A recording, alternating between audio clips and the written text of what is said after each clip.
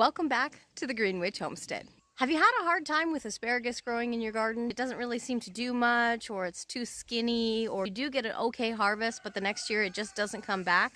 Well, here's a few things that you need to know about planting asparagus that you may not like, but it'll guarantee that you get an established patch that can last you 15 to 20 years. The most important thing is when sourcing your asparagus, make sure you are getting crowns. If you start from seed, your patch may be 5 or 6 years before you can harvest your first asparagus. As far as planting the rootstock goes, this part here, you can kind of see has all these little buds on it.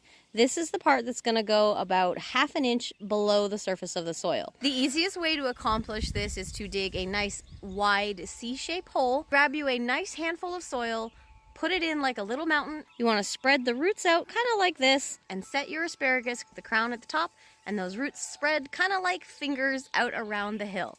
Then when you bury everything, make sure that little crown part is only 1/2 inch from the surface of the soil. This is where it gets hard. Now it's the waiting game. You're going to probably see little shoots of asparagus come up off your plant this year, but as you can tell, these guys are really not worth eating.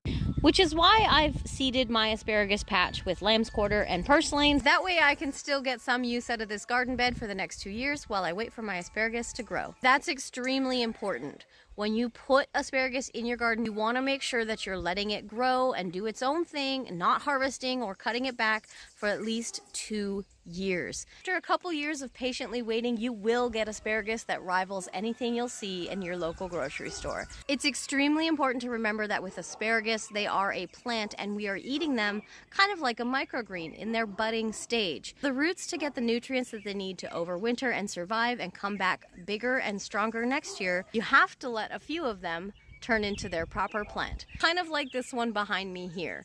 And it's also extremely important to remember that once they've gone to plant like this, you cannot cut them back until they start dying naturally on their own in the fall.